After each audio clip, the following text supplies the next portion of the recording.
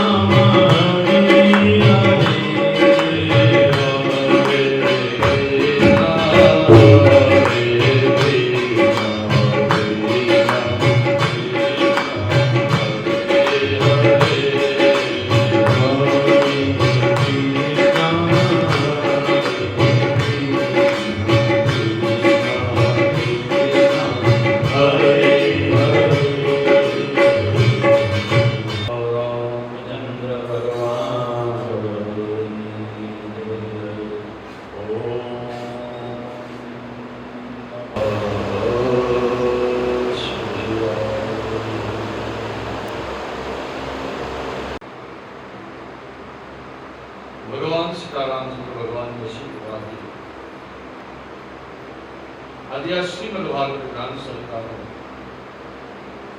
છઠ્ઠા દિવસની બીજા સત્રની કથા શ્રી સુખદેવ મહારાજ રાજા પરીક્ષિતને કહે છે કે હે રાજન,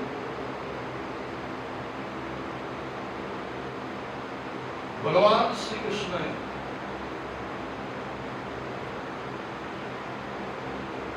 મામા કંસનો વધ કર્યા પછી ભગવાન વસુદેવ અને દેવકીના પુત્ર બની અને મથુરામાં રહ્યા છે. જે કથા આપણે સવારના પ્રાતકાલીન પ્રસંગે રહ્યા. બીજી બાજુ કંસની પત્ની અસ્તિ અને પ્રાપ્તિ, જ્યારે કંસ મૃત્યુ પામ્યા પછી આ બંને બહેનો પોતાના પિતાના ઘરે એટલે કે જરાસંઘને ત્યાં ગઈ છે. અને પિતા જરાસંઘને બધી વાત કહી. તેથી જરાસંઘે પોતાના જમાઈનું વેર લેવા માટે તેને ભગવાન શ્રી કૃષ્ણની સાથે યુદ્ધ કરવાનું વિચાર્યું છે.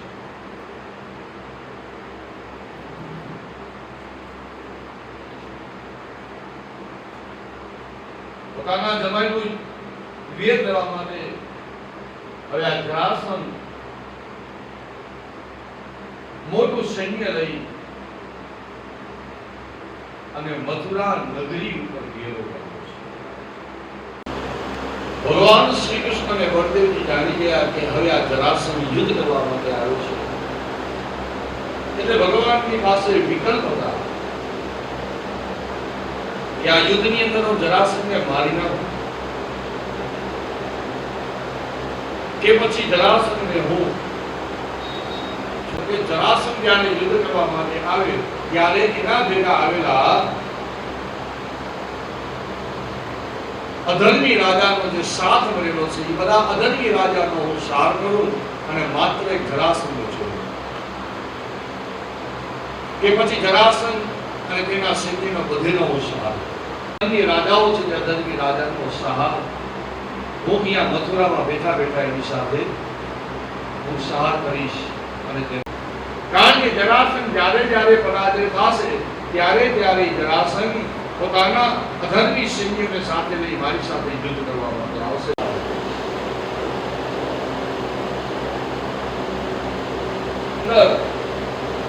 અધર્મી રાજાઓ કેટલા છે અને આ અધર્મી એટલે ભગવાન શ્રી કૃષ્ણે જરાસંઘની સાથે યુદ્ધ કર્યું છે. અને આ યુદ્ધની અંદર ભગવાને જરાસંઘનો સહાર નથી કર્યો, જરાસંઘને જીવતો મૂકી દીધો છે. એટલે જરાસંઘ ત્યાંથી વિદાય લઈ પાછો પોતાના દેશ ગયો. જરાસંઘથી આ પરાજય સહન નથી થયો એટલે તે બીજી વખત મોટું સૈન્ય લઈને યુદ્ધ કરવા માટે આવે છે. અને એ સમયે પણ અનેક અધર્મીઓને પોતાની સાથે લઈને આવ્યો છે.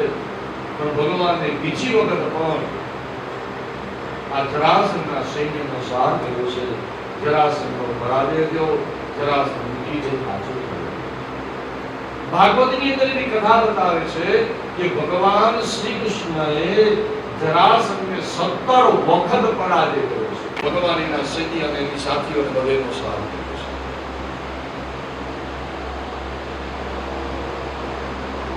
હવે 18મી વખત જરાસંઘને વિચાર આવ્યો કે જ્યારે જ્યારે હું ભગવાન સર્વાંગે હરિચંદના સુલલિતા કંઠે તમો કાલે ગોપાલી પરિવેશિતો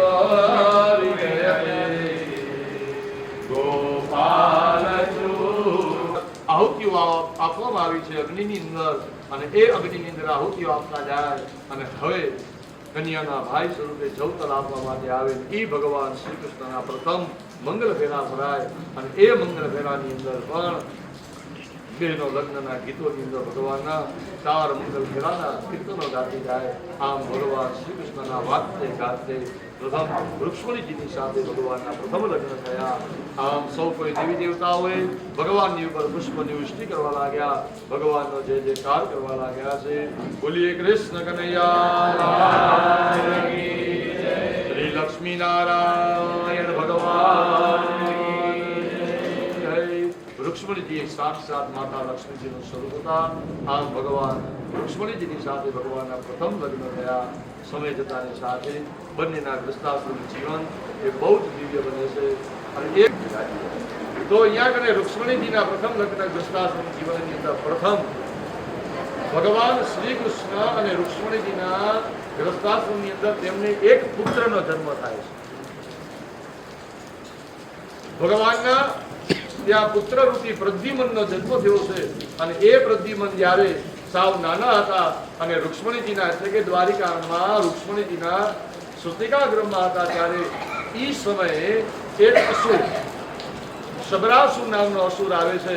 અને એ સબરાસુર નામનો અસુર આવી અને રૂક્ષ્મણીજીના પુત્ર એવા પ્રદ્યુમનનું હરણ કરી જાય છે. અને એનું હરણ કરી ઉપાડી ગયો છે. અને એ સબરાસુર તેને આકાશ દ્વારા તેને ઉપાડી અને અંતે આ સબરાસુરે ભગવાન શ્રી કૃષ્ણ અને રૂક્ષ્મણીજીના પુત્રને સમુદ્રની અંદર ફેંકી દીધો. સમુદ્રની અંદર આ બાળકને ફેંકી દીધો. સમય જતા જતા આજ સમુદ્રમાં રહેલો બાળક એને એક મોટી માછલી છે તે માછલી પોતાના ઉદરમાં ગળી ગઈ છે. માછલી એને પોતાના પેટમાં ગળી ગઈ છે. અને બીજી બાજુ ભગવાન શ્રી કૃષ્ણ અને રૂક્ષ્મણીજી સહિત બધા જ યાદવોએ પોતાના પુત્રની ઘણી બધી શોધ કરી છે પણ કોઈને કાંઈ સમાચાર મળ્યા નથી. પછી તો બધાએ દેવ ઈચ્છાને આધીન થયા કે હવે આ બાળક પાછો આવશે નહીં. આમ રૂક્ષ્મણીજીને પણ આશ્વાસન આપવામાં આવ્યું છે. સમય વ્યતીત થતાની સાથે જ હવે જે માછલી આ બાળકને ગળી ગયા હતા એ જ માછલી પોતાના કર્મ સંજોગે બન્યું હોય કે એક માછીમારની હાથમાં પકડાઈ ગઈ છે. માછીમારે પોતાની જાળમાં માછલીને પકડી છે અને એ જ માછલી પકડાતા આવડી મોટી માછલી જોઈ અને એ માછીમારે વિચાર્યું કે હું મારા રાજાને આ ભેટમાં આપું. એટલે આવડી મોટી માછલી લઈ આ માછીમાર આ રાજાની પાસે ગયો.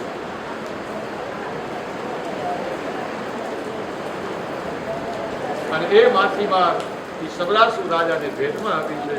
અને એ સબરાસુર નામના રાજાએ આવડી મોટી માછલી તેને પોતાના રસોડામાં કામ કરતી માયાવતીને આપી.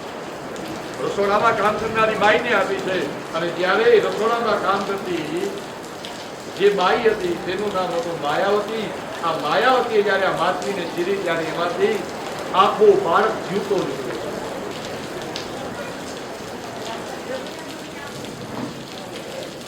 આખો બાળક એ જીવતો નીકળ્યો. અને એ સમય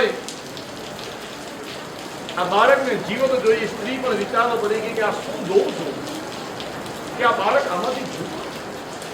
પણ એ સમય ત્યાં કને દેવર્ષિ નારદ હતા. તે નારદ એ રસોડામાં આવ્યા છે સબરાસુરના અને એ સ્ત્રીની પાસે આવીને કહે છે કે હે સ્ત્રી સાંભળ, હવે હું તને કહું આ કોણ છે? આ કોણ છે હું તમને કહું છું. આ હે સ્ત્રી આ બીજો કોઈ જ નહીં પણ તમારો પતિ છે. કોણ? કામદેવ. પછીના જન્મની અંદર ભગવાન શ્રી કૃષ્ણના પુત્ર બન્યા. અને હે દેવી, તમે જે કામદેવના પત્ની રતિ હતા પણ હવે આ જન્મની અંદર તમે માયાવતી તરીકે. અને આ સ્વયંતક નામનો મણી પોતાના ગળામાં રાખી વનમાં શિકાર કરવા માટે ગયો છે. અને એ વનની અંદર એક હિંસક સિંહે સત્રાજીતના ભાઈ પ્રસન્નને મારી અને આ મણી પોતાની પાસે લઈ. આ જ મણીને લઈ સિંહ જતો હતો ત્યારે એ માર્ગની અંદર વનની અંદર એક જાંબુવંત નામનો રીછ જેનું નામ હતું જાંબુવંત. આ જાંબુવંત નામના રીછે આ સિંહને મારી અને આ ચમકતો મણી એને લઈ અને એ પોતાની ગુફામાં પોતાની કન્યા હતી, પોતાની દીકરી જેનું નામ હતું જાંબવંતી, આ જાંબવંતીને આ મણી આપી. હવે શું થયું? હવે પ્રસેન જે વનમાં શિકાર કરવા માટે ગયો એ મૃત્યુ પામ્યો. આ વાતની ખબર સત્રાજીતને પડી. એટલે સત્રાજીતે ભગવાન શ્રી કૃષ્ણની ઉપર ખોટે ખોટા આક્ષેપો કર્યા છે. આક્ષેપો કેવા કર્યા છે કે આ કૃષ્ણએ મારા ભાઈ પ્રસેનને મારી અને એને મારી પાસે જે મણી હતો તે મણી પોતાની પાસે લઈ લીધો છે. એટલે ભગવાને મારા ભાઈની હત્યા કરીને મણી પણ પોતાની પાસે લઈ લીધો છે. હવે આ વાત આ સત્રાજીત બધા યાદવોને કહેવા લાગ્યા. એટલે બધા જ યાદવોના મનમાં શંકા થઈ કે ભગવાન શ્રી કૃષ્ણે જ મણીને માર્યો છે. હવે બીજી બાજુ ભગવાન શ્રી કૃષ્ણની ઉપર ખોટે ખોટા આક્ષેપો પડ્યા છે. તો તમે વિચાર કરી લો કે ઈ જમાનાના લોકો જો ભગવાનની ઉપર ખોટે ખોટા આક્ષેપો નાખતા હોય,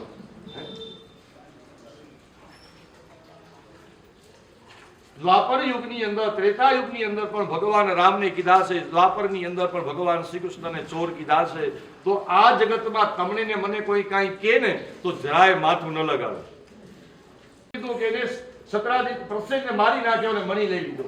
હવે ભગવાન ઉપર ખોટા આક્ષેપો પડ્યા.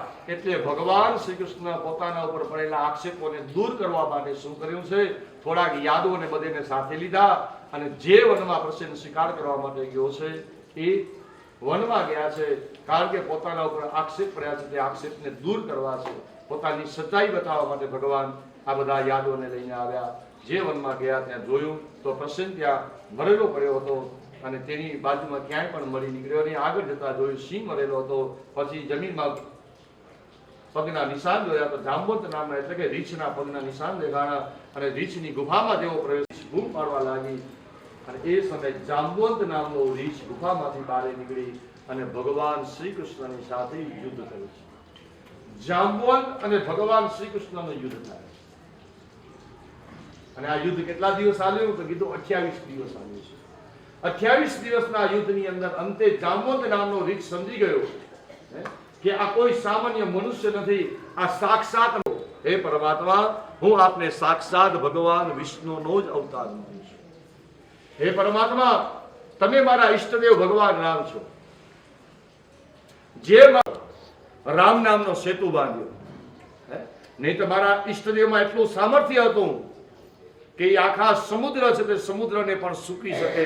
હાથમાં ધનુષ બાણ લઈને જો સમુદ્ર મારા ઈષ્ટદેવ રામ કરું છું.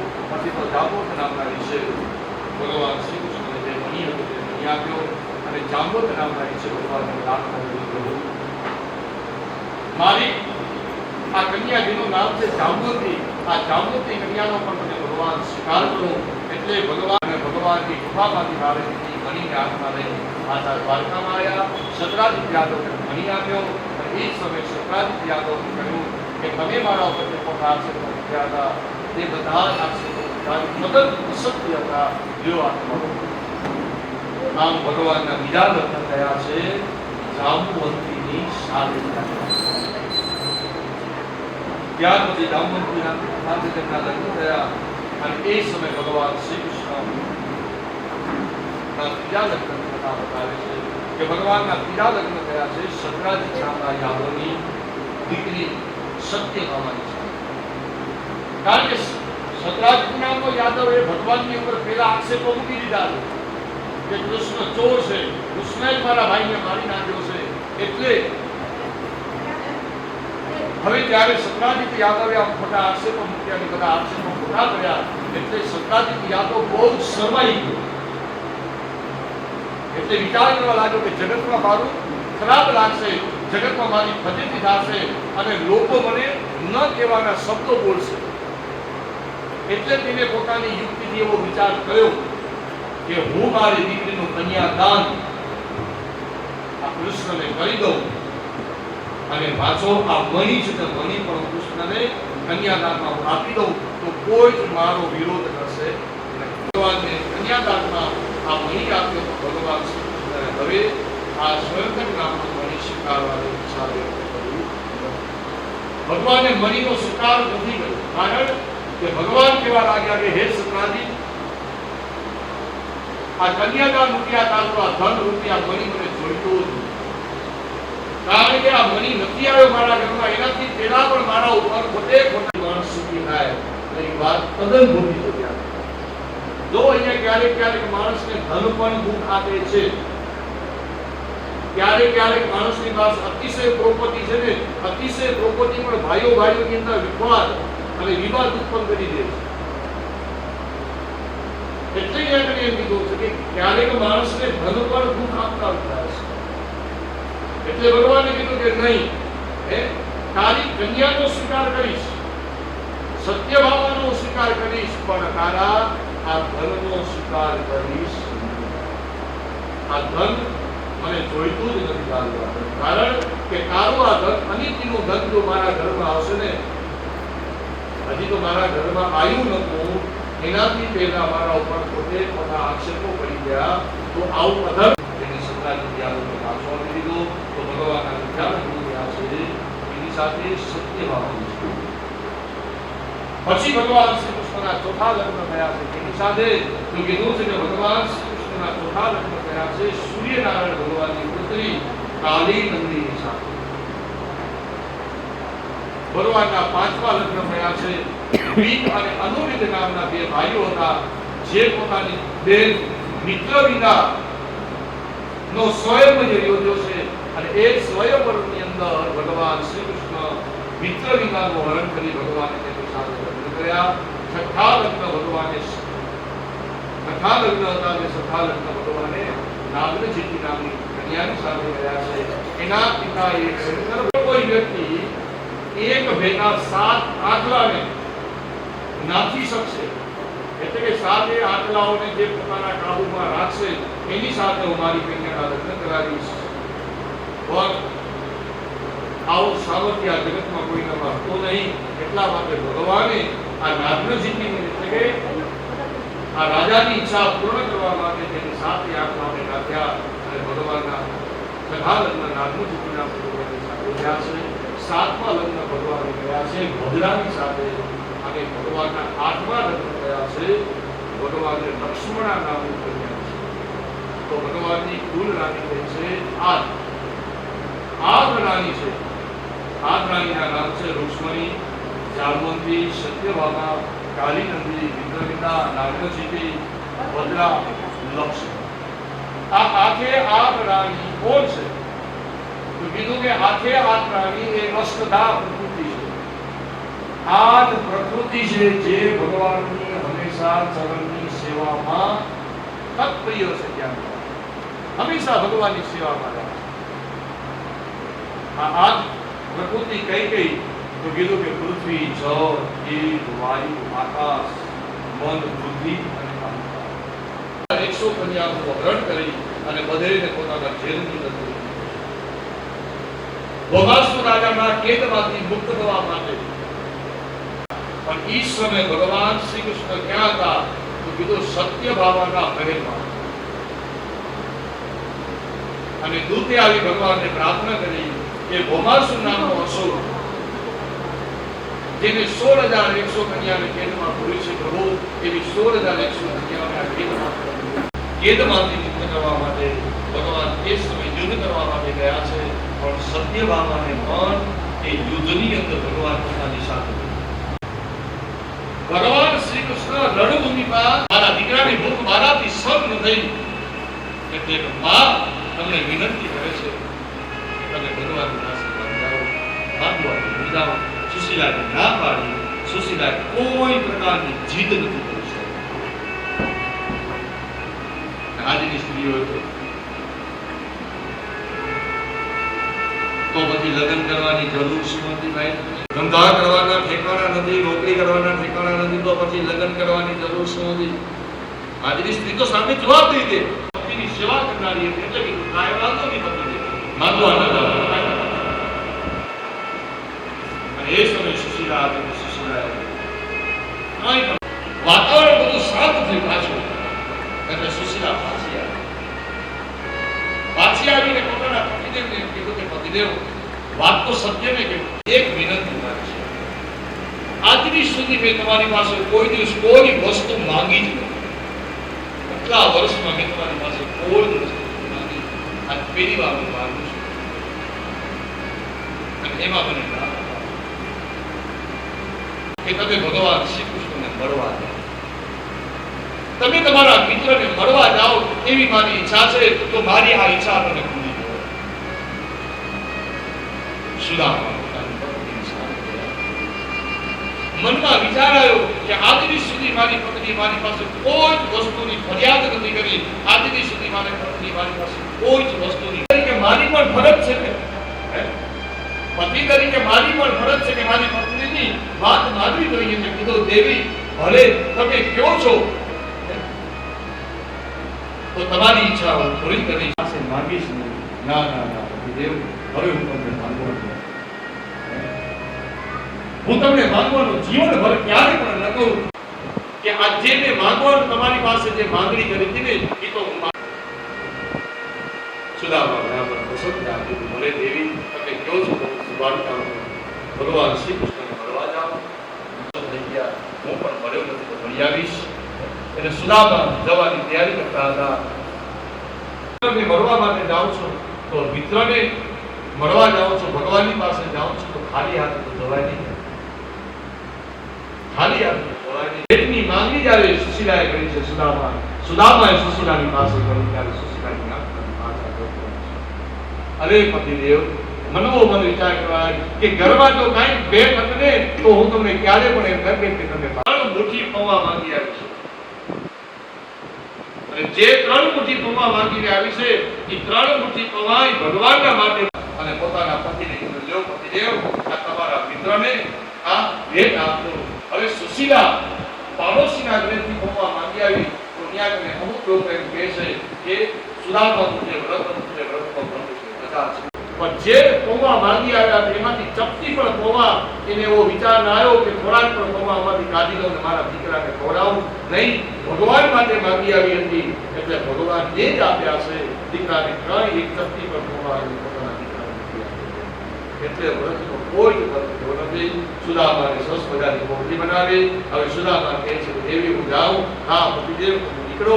આમ સુદામા બ્રાહ્મણ એની હાથમાં લાકડી વગર સુધી વગરની અંદર ચટકાવી પૌવાની પોટલી ભેરી છે, ફાટેલી તૂટેલી પોટલી અને હાથમાં લાકડી લઈ હવે સુદામા બ્રાહ્મણ અહીંયાથી પોરબંદરથી દ્વારકા તરફ પ્રસ્થાન કરે છે કે જો સુદામાજી દ્વારકા જાય છે.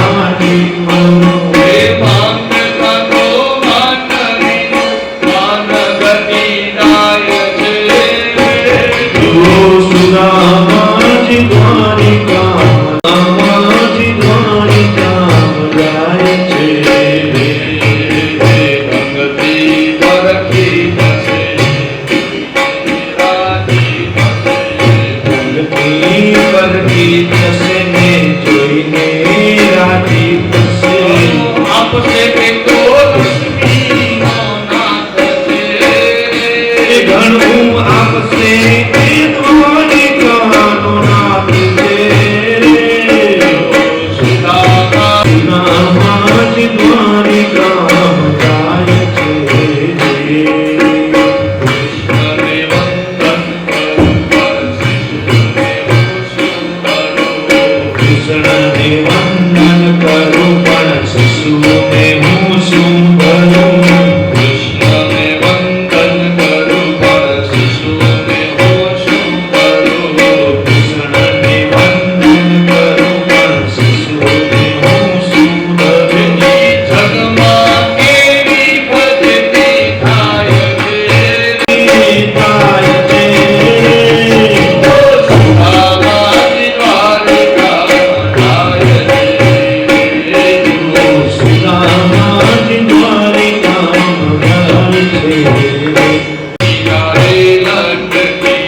મહુવાની પોટલી જસ્તી ગાય લટકી મહુવાની પોટલી જસ્તી ગાય લટકી મહુવાની પોટલી જસ્તી ગાય લટકી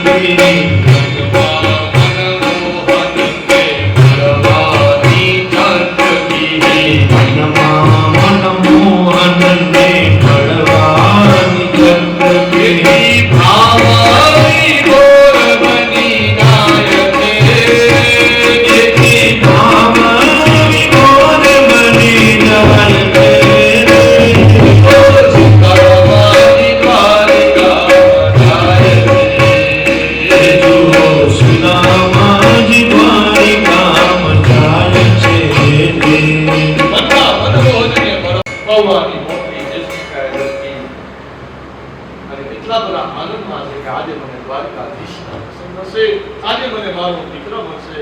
આમ સુદામા બ્રાહ્મણ આગળ ચાલતા ચાલતા ચાલતા દિવસના દિવસ સુદામા બ્રાહ્મણ ક્યાં છે?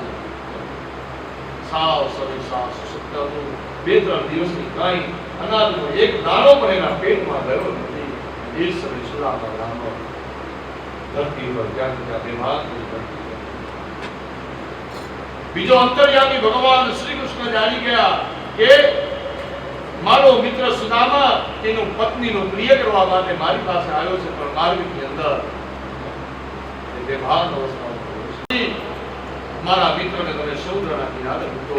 યોગ માયાનો આશ્રય કરી ગરુડજી સુદામા જ્યાં સુતા હતા ત્યાંથી લઈ અને સમુદ્રના કિનારે મૂક્યા છે. સમય જતાની સાથે સમુદ્રના જે તરંગો મોજા હતા તે મોજા ઉછળવા લાગ્યા અને એ જ મોજા ઉછળતાનું જે જળ હતું તે પાણી એ સુદામા ઉપર પડ્યું છે. સુદામા નિંદ્રામાંથી જાગૃત થઈ ઉભા થયા અને જોયું. ચારે દિશામાં નજર કરી તો એક સાઈડ સમુદ્ર દેખાય ને એક સાઈડ આખી એક સરસ મજાની નગરી દેખાય છે, પણ સુદામાને ખબર નથી કે હું ક્યાં છું. વટે માર્ગને પૂછ્યું છે કે ભાઈ ઉભા રહ્યો, હજી અહીંયાથી દ્વારિકા નગરી કેટલી છે કે મને કહેશો? વટે માર્ગુ બે હાથ કરીને પૂછે છે, દેવ, હે બ્રાહ્મણ દેવ, તમે દ્વારિકામાં જ ઉભા છો, શું વાત કરો છો? હા મહારાજ, તમે દ્વારિકામાં જ ઉભા છો, આ દ્વારિકા નગરી છે. અરે રે શું વાત છે! હા હા મહારાજ, આ જ દ્વારિકા નગરી છે અને જય હો જય હો જય. અરે ભાઈ હજી એક મિનિટ, મને ભગવાન શ્રી કૃષ્ણને મળવું છે, તો આ ભગવાન શ્રી કૃષ્ણ મને મળશે ક્યાં કરીને કહેશો? હા મહારાજ. ઓ ધોળી ધજા દેખાય છે કઈ? ઓ હા, આ ઈ જ ધોળી ધજા દેખાય છે ને, ત્યાં તમે જાઓ અને ત્યાં તમે ભગવાન શ્રી કૃષ્ણ મળશે. અને એ જ સમય સુદામા બ્રાહ્મણ આ ધજાને જોઈ મનોમન બહુ જ રાજી થયા કે વાહ, હા હા, બસ અત્યાર સુધી મનમાં એનો તો પોતા છે કે નહીં, પણ પોતી આવ્યો, હવે તો મને ભગવાન શ્રી કૃષ્ણ મળશે. આ ધોળી ધજાને જોઈ મનોમન રાજી થાય છે. એ ધોળી ધજા પથરે જોતા હૃદય કરે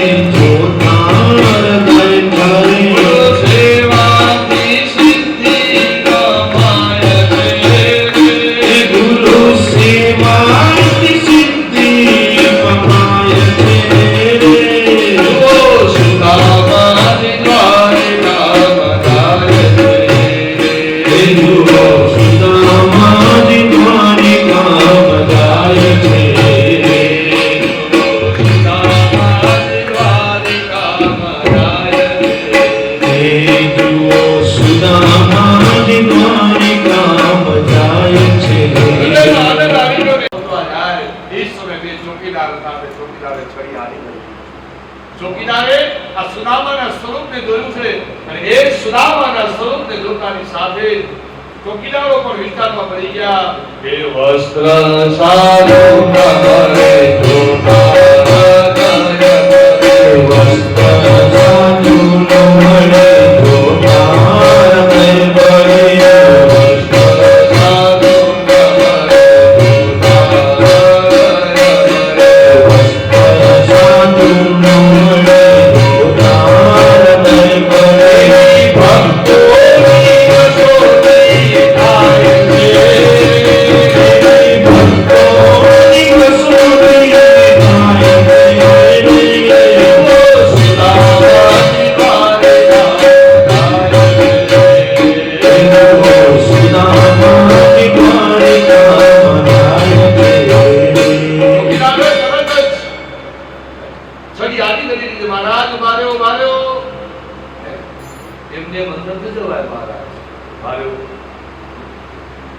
કોણ છો, ક્યાંથી આવ્યા છો, શું કરવા આવ્યા છો, શેના માટે આવ્યા છો, અને આવ્યા છો તો એપોઇન્ટમેન્ટ લીધી છે કે એમને આવ્યા છો, તમારા લગે કાર્ડ છે વીઆઈપી, તો જ તમને અંદર જવા જશે, અંદર જવા જશે.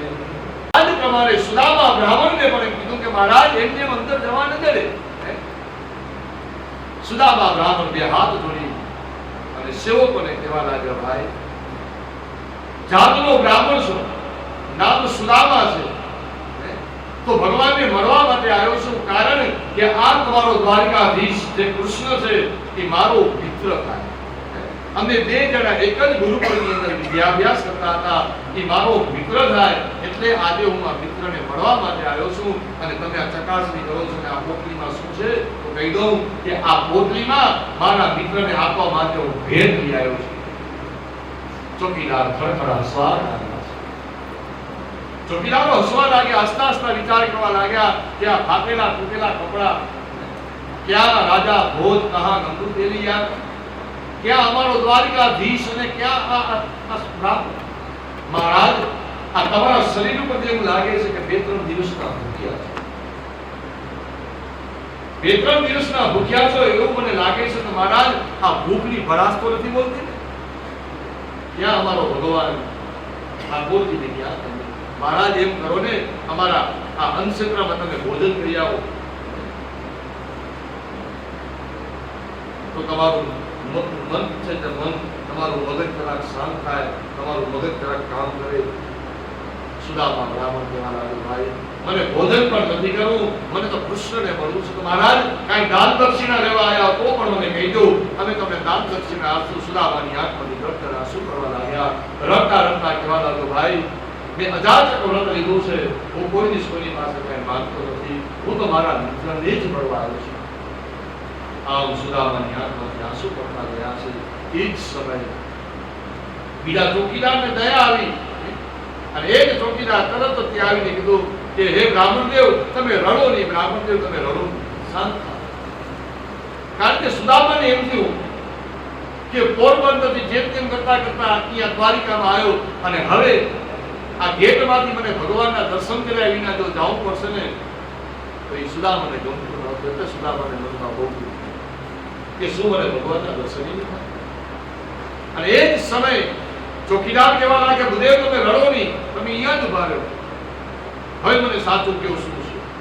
ભાઈ હું ભગવાન શ્રી કૃષ્ણને મળવા માટે આવ્યો છું, કારણ કે આ કૃષ્ણ મારો મિત્ર થાય. અમે બંને જણા એક જ ગુરુકુળમાં રહેતા ભણતા હતા, અને એ સમય મારો મિત્ર થાય, મિત્ર થયો છે, એટલે આજે હું એને મળવા માટે આવ્યો છું. મને અંદર જવા દો મહારાજ. એમને તો અંદર જવા દો. હું અંદર જાઉં અને ભગવાન શ્રી કૃષ્ણને સમાચાર આપું, અને ભગવાન એમ કહે છે કે હા સુદામા બ્રાહ્મણે મારો મિત્ર થાય, તો ભૂદેવ તમે પ્રેમથી તમે ભગવાનને મળવા માટે સુધર્મ સભામાં અંદર જાજો, નહીં તો ભૂદેવ અહીંયાથી તમે પાછા કરવા જાજો. આમ સુદામાએ કીધું કે હા ભાઈ જાઓ, એકવાર મારું નામ સાંભળશો ને તો દોડતો દોડતો કેવો મને મળવા આવે છે. આમ ચોકીદાર હતા, ચોકીદાર રહ્યા.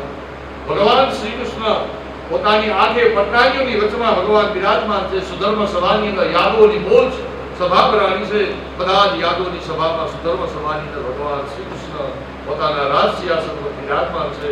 અને એ સમયે સેવક આવીને કહે છે કે દ્વારકાધીશ બંધાયો ભગવાન છે. આપણા દ્વારની આંગણે એક બ્રાહ્મણ છે. મહારાજ આ બ્રાહ્મણ મને એવું લાગે છે કે 2-4 દિવસનો ભૂખ્યો છે, ફાટેલી તૂટેલી પોટલી ધારણ કરેલી છે, હાથમાં નાગરી છે, બગલમાં પોટલી ધરાવેલી છે, મહારાજ પગમાં ચંપલ પણ એને પહેરી નથી. બહુ જ દરિદ્ર બ્રાહ્મણ છે મહારાજ. એ બ્રાહ્મણને અમે એમ કીધું કે અમારા અન્નક્ષેત્રમાં જાઓ, તમે ભોજન લેજો, તો બ્રાહ્મણ અન્નક્ષેત્રમાં ભોજન લેવા માટે પણ જતો નથી. અમે એને કીધું કે દાન દક્ષિણા જોઈતી હોય તો ભૂદેવ તમે લ્યો, તો એ ભૂદેવ દાન દક્ષિણા પણ અમારી પાસેથી લેતા નથી. આ બ્રાહ્મણ એક જ જીદ કર્યા કરે છે કે મારે ભગવાનને મળવું છે, મારે કૃષ્ણને મળવું છે. મહારાજ હે દ્વારકાધીશ, આ બ્રાહ્મણ એમ કહે છે કે ભગવાન શ્રી કૃષ્ણ મારો મિત્ર થાય. એટલે ભગવાન હતા કે ભગવાન પણ જરાક ચૂકી ગયા. શું બોલ્યો? એમ કહે છે કે દ્વારિકાધીશ મારા મિત્ર થાય, અને મહારાજ એ પોતાનું નામ બતાવે છે સુદામા. અને જેવું ભગવાને આ સુદામા નામ સાંભળ્યું એ સમયે ભગવાન ધબકી ગયા છે, અરે મારો મિત્ર સુદામા આવ્યો છે. હા મહારાજ, એનું નામ સુદામા છે. અને એક સમયે પોતાની રાણી પટરાણીઓ બધા યાદવોને કહેવા લાગ્યા, અરે યાદવો જોતા ખરા, અરે દેવી જો મારો મિત્ર સુદામા આવ્યો છે, સુદામા મારો મિત્ર મને મળવા માટે આવ્યો છે. એક સમયે ભગવાન શ્રી કૃષ્ણ દોડતા દોડ્યા છે સુદામાને મળવા માટે. હે સુદામા, હે સુદામા, હે સુદામા કરતા ભગવાન શ્રી કૃષ્ણ સુદામાને ભેટ્યા છે. અને ભેટતાની સાથે એકબીજાને ભેટ્યા. સુદામા ભગવાનને જોઈ કહેવા લાગ્યા, હે કૃષ્ણ, કૃષ્ણ સુદામાને ભેટે, સુદામા કૃષ્ણને ભેટ્યા છે. ભાવે ભેટ્યા બંને સખારે ગોલ, ભાવે ભેટ્યા બંને સખારે ગોલ, ભાવે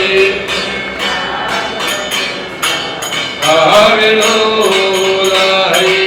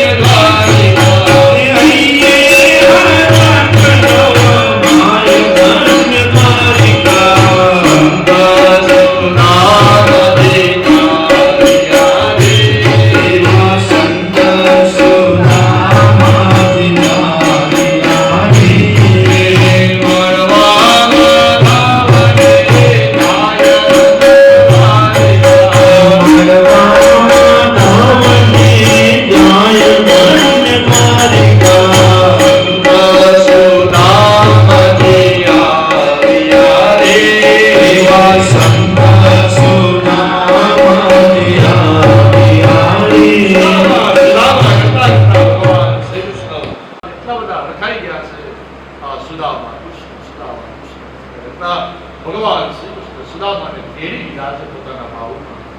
અને તેડીને ભગવાન સુદામાને ગેટમાંથી પોતાના મહેલમાં લઈ આવ્યા છે અને યોગ્ય સિંહાસન પર સુદામાને બિછાવ્યા છે. સુદામા બ્રાહ્મણ યોગ્ય આસન પર વિરાજમાન થયા છે. એ હાથ જોડી ભગવાન શ્રી કૃષ્ણ સુદામાને પગે લાગીને કહે છે, હે સુદામા, ચૂકો થો. કેટલાય વર્ષો પછી આપણે બે ભેગા થયા છે. અને એ સુદામાની એ હાલત જોવે છે ભગવાન શ્રી કૃષ્ણ.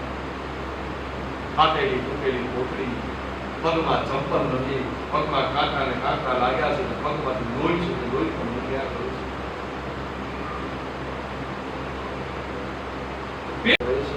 મનોમન ભગવાન વિચારમાં થઈ ગયા કે મારા મિત્રની આવી હાલત કે મને કેમ જાણ નથી.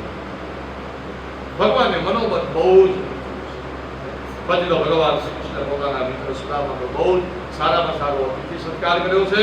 પોતાની પત્નીને કીધું કે આવો પવિત્ર બ્રાહ્મણ આજે મારા ઘરની આંગણે આવ્યો છે, મને મારા મિત્રના ચરણ પ્રક્ષાલ કરવા છે. ભગવાન હતા તો ભગવાને તેના ચરણ પ્રક્ષાલ કર્યા, સુદામાના પગ ધોયા છે. સુદામાના પગ ધોતા જાય, ભગવાનની આંખમાંથી દર્દના આંસુ પડતા જાય છે. આમ સુદામાના ચરણ ધોયા છે. પછી તો ભગવાને તેના પગમાંથી કાંટા બધું જ કાઢવા લાગ્યા છે. એ ફાટો છે એ સુદામાના પગમાં ઘૂસી ગયો છે. ભગવાન પોતાના હાથેથી નખેથી ખેંચવા લાગ્યા પણ નીકળતો નહોતો. એટલે ભગવાને કીધું, સુદામા, આ કાંટો છે ને બહુ અંદર આવી ગયો છે, જરા પગ ઊંચો કરે. સુદામાએ પોતાનો પગ પહેલા ઊંચો કર્યો.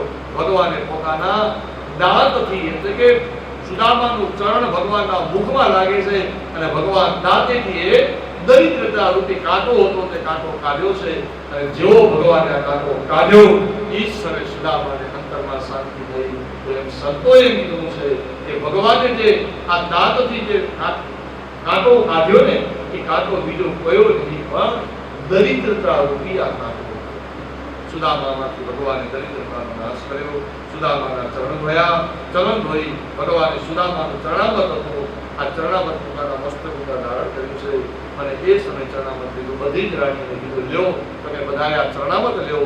અરે આવો પતિત પાવન બ્રાહ્મણ પછી જિંદગીભર ક્યારે પણ આપણે ત્યાં પધારશે નહીં. માટે આજે આવ્યા છે દેવ તેવા બ્રાહ્મણના ચરણો ચરણામત લ્યો. બધાએ ચરણામત લેવા લાગ્યા. એમાં રૂક્ષ્મણીજી હતા, જરા સૌથી મોટા રાણી હતા ને, મારા રાજાના દીકરી હતા. એટલે જરા વિના બનવા પણ એમ થાય કે આ કિંગ છું, હું રાણી છું. એટલે રૂક્ષ્મણીજીને જ્યારે ચરણામત આપ્યું ત્યારે રૂક્ષ્મણીજી આ ચરણામત લીધું નહીં. કારણ કે આ મેરુકીનું પાણી હોની, એટલે રૂક્ષ્મણીજી આ ચરણામતનો અનાદર કર્યો છે. ભગવાન હતા તે ભગવાને તરત જ કીધું કે જે પણ કોઈ આ ચરણામતનો અનાદર કરશે એનો આજથી હું પણ એનો ત્યાગ કરી દઈશ. રૂક્ષ્મણીજી સમજી ગયા ભગવાન મને જ કહેશે. એટલે એક સમયે રૂક્ષ્મણીજી હતા તે રૂક્ષ્મણીજીએ પણ સુદામાનું જે ચરણામત હતું એ ચરણામત એને હાથમાં લીધું, આંખ બંધ કરીને ચરણામત લઈ ગયા છે. અને પછી તો ભગવાને રૂક્ષ્મણીજીને કીધું, રૂક્ષ્મણી સાંભળો, આ મારો મિત્ર સુદામા છે, જેનો ચરણામત હું મારા મસ્તક ઉપર ધારણ કરું છું. પણ હવે તું સાંભળી લે કે મારા મિત્ર માટે તારા હાથેથી સરસ મજાની રસોઈ બનાવ, સારામાં સારી રસોઈ બનાવ. અને એ સારી રસોઈ બનાવવાની સુદામાને ભગવાને કીધું, સુદામા આ મારી પત્ની રસોઈ બનાવે એનાથી પહેલા તું સ્નાન કરી લે. સ્નાન કરી લઈશ એટલે તારો થાક ઉતરી જશે. આમ સુદામા સ્નાન કરવા લઈ ગયા. સુદામાએ સરસ મજાનું સ્નાન કર્યું. પછી ભગવાને પોતાનું પીળું પીતાંબર આપ્યું છે. પીતાંબર આપ્યું અને કીધું, નાઈ ધોઈને ફ્રેશ હો, એકદમ ફ્રેશ, થાકડો બદલ્યું બસ. તો એમ કરને સુદામા એમ કરી આપણે પેલા જમી લઈએ. સુદામા પહેલા તું જમી લે, અને જમી લઈશ ને એટલે પછી નિરાતે બધી જ વાતો થશે. નહીં તો વળી પાછા વાતો કરશે ને વળી પાછા કહેશે કે હાલો જમવા, તો વળી પાછા આપણી વાતોમાં ડિસ્ટર્બ થશે. એના કરતા પહેલા જમી લે. સુદામા માટે ભોજનનો થાક તૈયાર કર્યો છે. રૂક્ષ્મણી સહિત બધી રાણીઓ સરસ મજાની રસોઈ બનાવી. 56 જાતના ભોગ બનાવ્યા. 56 ભોગના થાળ તૈયાર છે. સુદામાને કીધું, લ્યો સુદામા ભોજન કરો. સુદામા બ્રાહ્મણ હતા, તે ભોજન માટે બેઠા છે. 56 ભોગનો થાળ આવ્યો. અને સુદામા જ્યારે 56 ભોગના થાળ જોવે છે ત્યારે સુદામાની આંખમાંથી આંસુ પડ્યા છે. રાણી રૂક્ષ્મણી બધી જ રાણીઓ વિચારમાં પડી ગઈ કે આ શું? આ બ્રાહ્મણ હરિમાં ઓછીતાનું શું થયું કે ઓછીતાનું કેમ એની આંખમાંથી આંસુ પડે છે? પણ એ સમયે એના અંતરની ભાવના ભગવાન જાણી ગયા. અંતર્યામી તેની મનની ભાવના જાણી ગયા. અને સુદામાને એ સમયે પોતાની પત્ની અને બાળકો યાદ આવે છે. મારા દીકરા બે દિવસના ભૂખ્યા છે. મારા દીકરાના પેટમાં અનાજનો એક દાણો નથી ગયો. મારી પત્ની, હું 4 દિવસનો ભૂખ્યો હોઉં તો મારી પત્ની પણ સહજ છે કે મને જમાડીને જ પછી જમતી. તો મારી પત્નીને હું ભૂખ્યા રાખું, મારા દીકરાને ભૂખ્યા રાખું, અને હું અહીંયા જો 56 ભોગના થાળ જમતે તો સ્વાર્થી. પણ હવે આ મિત્રએ મારી પાસે આ થાળ ધરાવી દીધો છે, અને હવે જો આ થાળનો હું અનાદર કરીશ તો મારા મિત્રને માથું લાગી જશે. એટલે સુદામાએ તરત જ એમ કીધું, એમ કરો ને મિત્ર, પાણીનો એક કળશિયો મંગાવી દો. પાણીનો કળશિયો આવ્યો. એ જ પાણીનો કળશિયો લઈ અને 56 ભોગનો જે થાળ હતો ને એની અંદર બધું જ પાણી નાખી. 56 થાળની અંદર પાણી નાખી દીધું અને બધું જ એક રસ કરી નાખ્યું. જેમ રાત્રે તમે એનો ખીચડીને છાશ હલાવીને પી જાય તેમ સુદામા બ્રાહ્મણે બધું જ એક રસ કરી નાખ્યું છે. કારણ કે સુદામાએ વિચાર્યું કે આજે અહીંયા સારું સારું ખાવા મળે છે, આજે આ કઢી અહીંયા ખાઈશ, અને એ કઢીનો સ્વાદ જો જીભમાં રહી જશે, આ મોહનથાળનો સ્વાદ જો જીભમાં રહી જશે ને તો ભગવાનના કાર્યમાં બાધક બનશે. માટે મારે કોઈ સ્વાદ જ નથી આપવું. આમ વિચાર કરી અને સુદામા બ્રાહ્મણ હતા એ આખી થાળી ખાઈ. ત્યારે સુદામા હવે સરવાઈ ગયો. પોતાની પાસે જે પૌવાની પોટલી હતી, પૌવાની પોટલી સંભાળી છે. ભગવાને સુદામાને કહેવા લાગ્યા, સુદામા કાંઈક તો ભેટ લઈ આવ્યો હોય. એમ એના બગલમાં જે પૌવાની પોટલી હતી ભગવાન શ્રી કૃષ્ણ પ્રસન્ન થઈ ગયા છે, રાજીના રેડ થયા છે અને કહેવા લાગ્યા, ઓહો સુદામા, આ પૌવા તો મને બહુ જ ભાવ્યો. બ્રાહ્મણ હતા સુદામા બ્રાહ્મણ એ જ સમય એની નજર હતી તે નજર હતી ભગવાન શ્રી કૃષ્ણ નામે. ભગવાન શ્રી કૃષ્ણએ સુદામાને કહેવા લાગ્યા, સુદામા, આજે આ પૌવા જોયા ને તે મારી માં પૌવા ચંદ્રની શીતળતામાં રાખી અને સુતા પેલા રોજ મારી માં દૂધ અને પૌવા ખવડાવે. મારી માં રોજ મને દૂધ અને પૌવા ખવડાવે. જે પતિદેવ બોલો પ્રસાદ મને પણ આવો. આમ બધી રાણીઓને પ્રસાદ આપ્યો છે. તો આ રીતે ભગવાન શ્રી કૃષ્ણની સુદામાની ભેટ હતી તે ભેટ પહોંચી. આ કયો છે કે ભેટ લીધી ભલાધાસની રે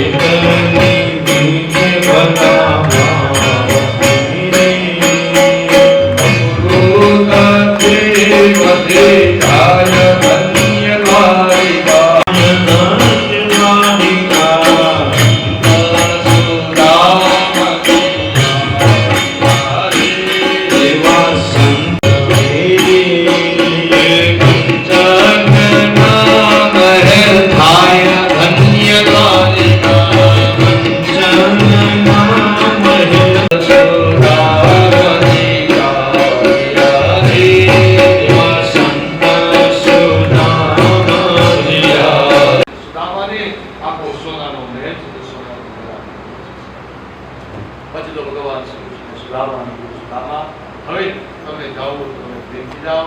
સુદામા બ્રાહ્મણ ત્યાંથી વિદાય લીધી છે. સુદામા વિરામ આપવાનું છે અને ખાસ કરીને વિનંતી અપીલ કે સાયંકાળના સમયના ક્ષેત્રમાં સવારના ક્ષેત્રની અંદર કદાચ આપણે રામ જન્મ પ્રાગટ્યની કથા સાંભળી. દ્વારિકાધીશની જય, સીતારામચંદ્ર ભગવાનની જય, લિંગેશ્વર મહાદેવની જય, નાગેશ્વર મહાદેવની જય, શ્રી ખેતરપાડાની જય, પાર્વતી પતય હર મહાદેવ.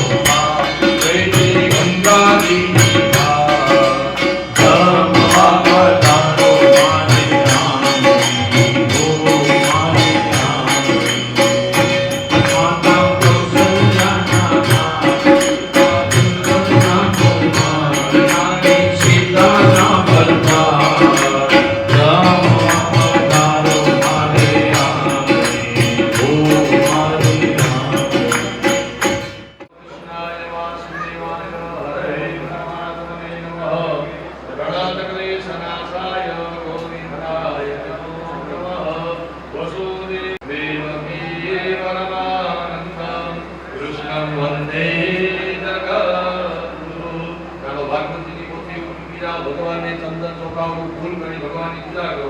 બધા જણા ભગવાનની પૂજા કરો. બધાએ આ મૂકી દો ભગવાન લગે ફૂલ ભગવાનને નૈવેદ્ય હાથમાં ફૂટ લઈ લો आपको संक्रांति का ध्यान दक्षिण विकास का आहार पक्ष हो संतो नैवेद्य अमृतविताम भागवती की पोथी ने डाली बाजू મૂકી જાઓ ભગવાન ને નૈવેદ્ય જે ફ્રૂટ ધરા કરીને માટે પાણીનો છાંટો નાખો ઓમ નમો ભગવતે વાસુદેવાય इति मंत्र एनो प्रोक्षण માં ડાબો હાથ લગે રાખો ભગવાન ને તમારો પ્રાણાય અપાનાય વ્યાનાય ઉદાનાય સમાનાય ચાલો કરવાની સમજી નીચે મૂકી જાઓ બ્રાહ્મણો આરતી પ્રકાવજો બધે પાણી